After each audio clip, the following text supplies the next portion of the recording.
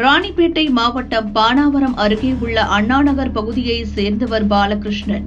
வயது 42, பாமக பிரமுகர். இவருக்கு வெண்ணிலா என்ற மனைவியும் ஒரு மகன் ஒரு மகள் உள்ளனர். மகன் கல்லூரியில் படிக்கிறார், மகள் +2 படிக்கிறார்.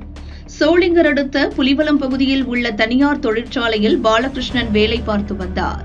இன்று வழக்கம் போல பணி முடிந்ததும் வீட்டுக்கு ஸ்கூட்டரில் சென்று கொண்டிருந்தார்.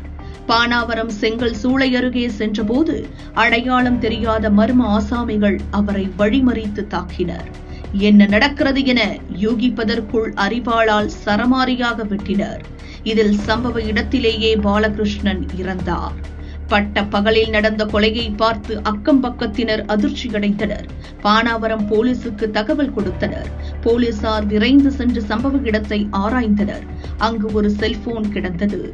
தப்பி செல்லும் போது அவசரத்தில் ஒரு கொலையாளி போனை தவறவிட்டு சென்றுள்ளான் என போலீசார் கூறினர். அந்த போனை வைத்து போலீசார் விசாரணை நடத்தி வருகின்றனர்.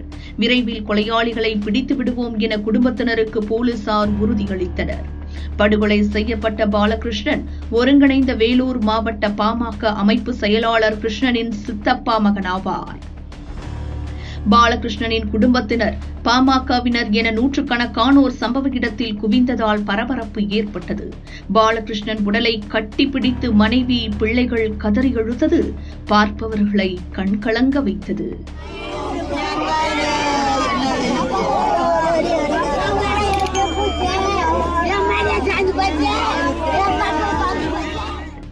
வேலூர் மாவட்டம் சோளிங்கரை சேர்ந்த மாவட்ட பாமக இளைஞரணி செயலாளர் சக்கரவர்த்தி வீட்டினருகே பைக்கில் சென்றபோது பின்னால் பைக்கில் விரட்டி வந்த ஆசாமிகள் பின்னந்தலையில் துப்பாக்கியால் சுட்டுக் கொன்ற சம்பவம் பெரும் பரபரப்பை ஏற்படுத்தியது. சக்கரவர்த்தி வழக்கறிஞர் ஒரு கொலை வழக்கில் ஆஜராக கூடாது என எதிர் தரப்பினர் சக்கரவர்த்தியை மிரட்டி வந்த நிலையில் அவர் சுட்டுக் கொல்லப்பட்டார். அது தொடர்பாக போலீசார் 5 ஆசாமிகளை கைது செய்தனர். ஆனால் அடுத்த வாரமே இன்னொரு பாமக நிர்வாகி கொடூரமான முறையில் வெட்டி கொல்லப்பட்ட சம்பவம் பாமகவினர் மத்தியில் அதிர்வலைகளை ஏற்படுத்தியுள்ளது. தொடரும் படுகொலைகளால் வேலூர், ராணிப்பேட்டை மாவட்ட மக்கள் அச்சத்தில் உறைந்துள்ளனர்.